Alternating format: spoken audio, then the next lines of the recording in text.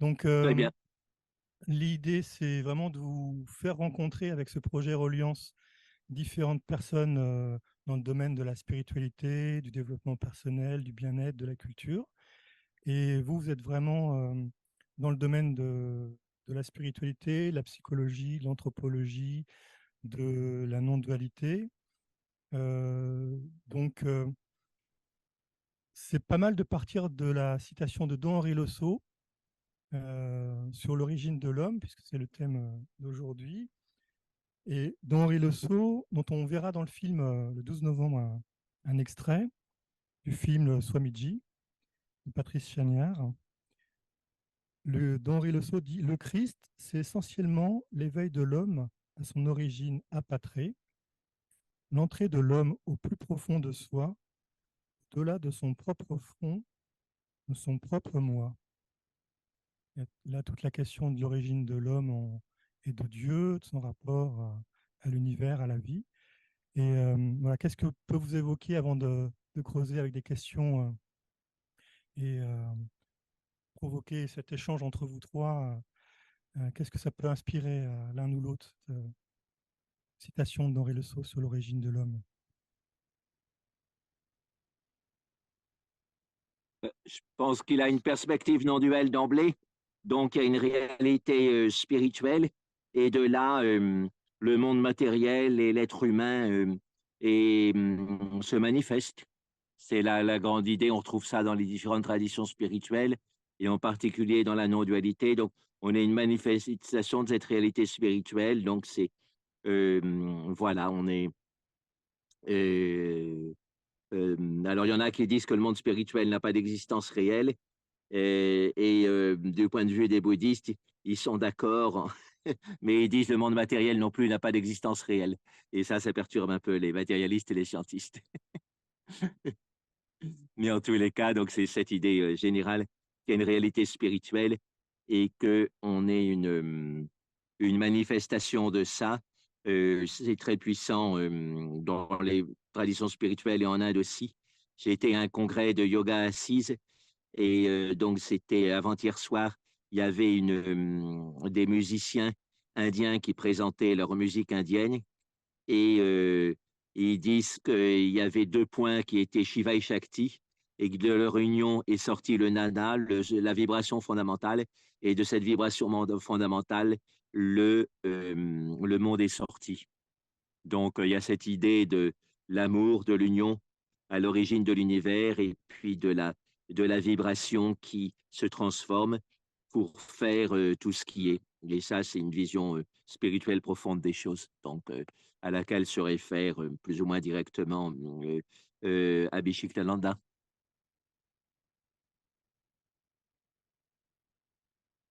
Pour ma part, ça me fait penser à ce que dans la tradition chrétienne, on appelle la seconde naissance. Euh, Nous connaissons une première naissance qui nous est donnée par notre papa et notre maman. C'est le premier homme, c'est l'homme psychosomatique qui est adapté à la vie sur Terre et qui a tout l'équipement nécessaire pour y mener son existence et y survivre. Et puis, il y a quelque chose qui peut se produire, qui ne se produit pas d'office, qui est cette découverte qu'il y a de l'autre en nous, plus profond, au-delà de ce qui nous est accessible par nos sens et par notre raison. Il y a quelqu'un d'autre, l'être que nous sommes, le jeu, le moi profond, le cœur, enfin peu importe, qui demande à être arrosé pour éclore et grandir et faire advenir l'être que nous sommes déjà, potentiellement, mais pas encore épanoui et réalisé. Et donc, c'est cette origine-là, me semble-t-il, dont parle Henri Le Sceau, euh, l'origine apatrée majuscule, l'origine de la vie, de ma petite vie dans la grande vie, le grand flux de la vie, la source de l'être que je suis. Oui, ben, je pense que c'est hein, C'est une manière de dire à peu près la même chose, hein, voilà, en langage chrétien. Mm. Euh, pour moi, ça évoque surtout, je pense qu'on est tous appelés à un moment donné de notre vie, d'une manière ou de l'autre, de vivre une sorte de retournement vers nos profondeurs, un retournement vers notre origine. Et dans cette phrase-là de Henri Le Sceau, c'est ce qui me touche, c'est vraiment quand elle dit c'est au-delà de son propre fond. C'est un peu comme il y a une profondeur dans ce retournement. Donc on doit aller vraiment à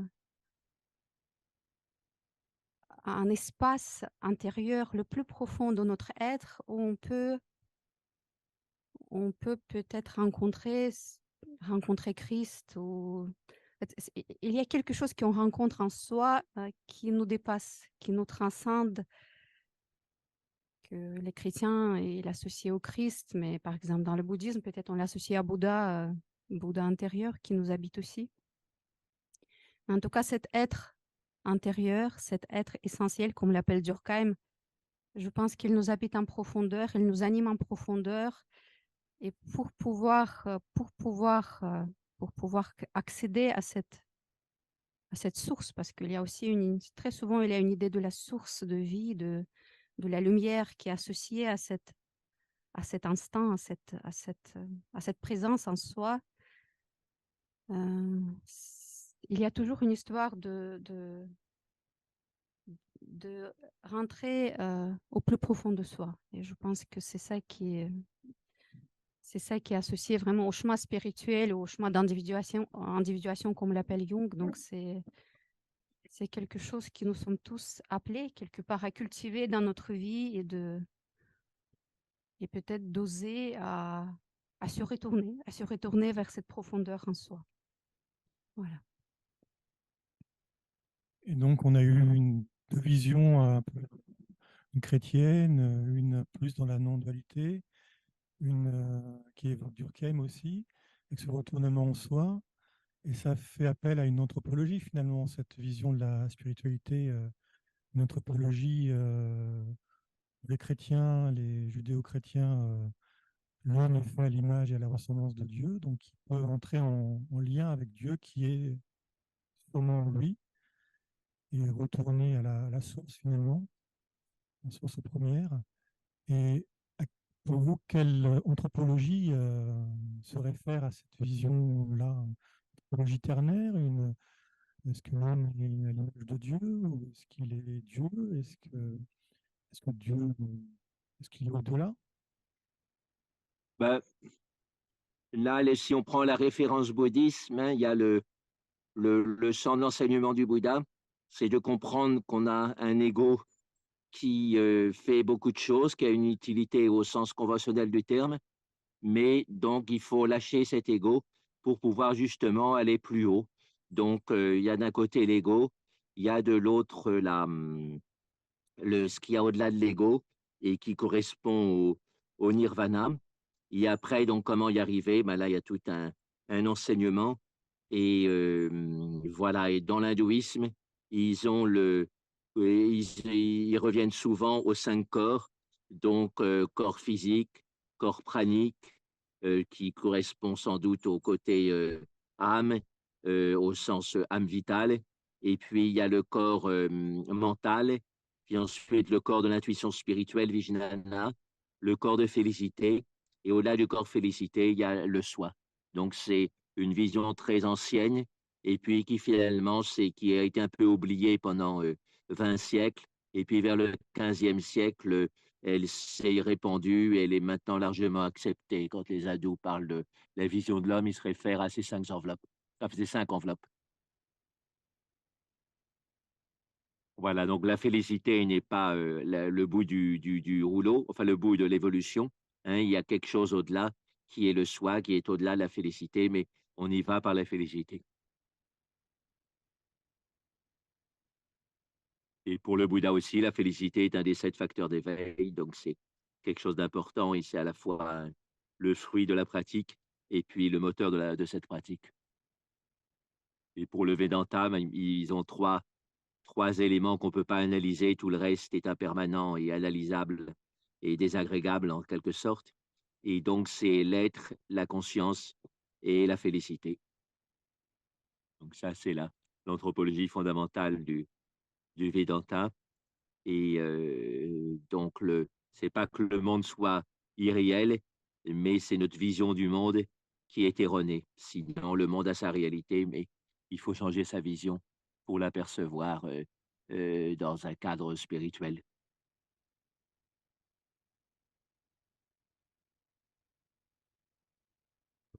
Dans la tradition qui est la mienne, la tradition chrétienne, euh, l'homme est envisagé, se conçoit comme ternaire.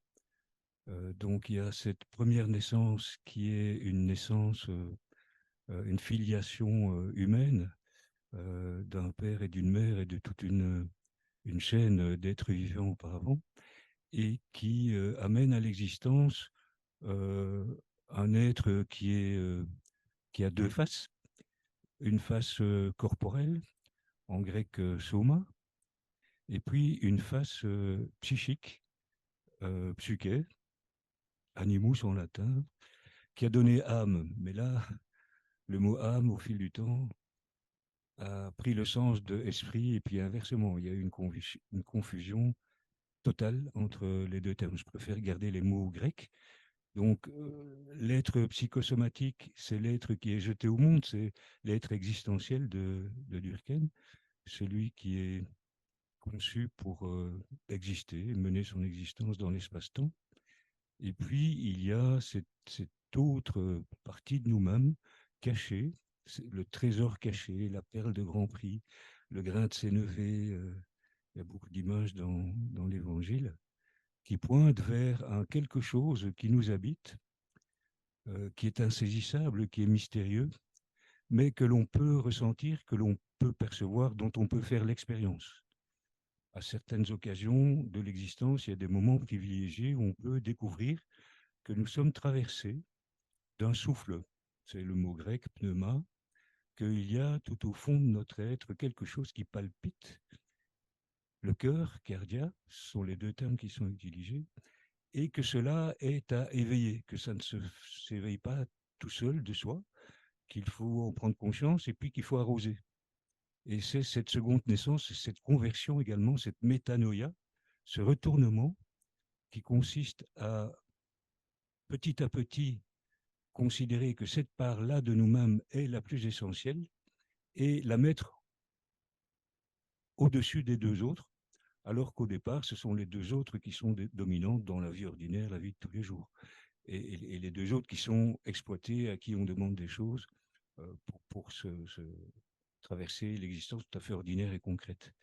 Et là, cette dimension de profondeur, on peut passer à côté, on peut ne pas l'entendre, on peut surtout ne pas avoir de personnes qui pointent vers cette direction-là, et elle ne se manifestera pas d'elle-même si on ne se penche pas vers elle. Et ça, c'est le grand thème de la métanoïa, de la conversion, mettre le sens dessus-dessous, ce retournement qui fait que petit à petit, ou soudainement, selon les situations, il y a plein d'expériences humaines, chacune est différente et unique, qui peut faire apparaître à la conscience d'un être humain qu'il est né pour autre chose.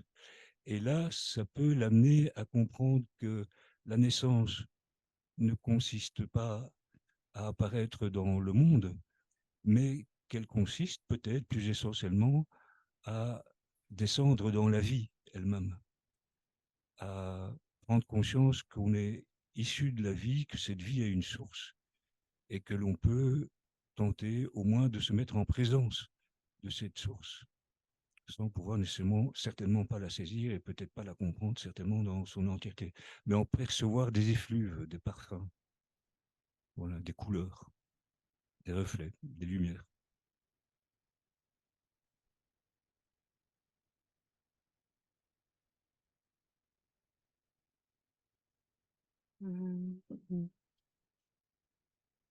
Dans ma manière de percevoir l'être humain aujourd'hui, c'est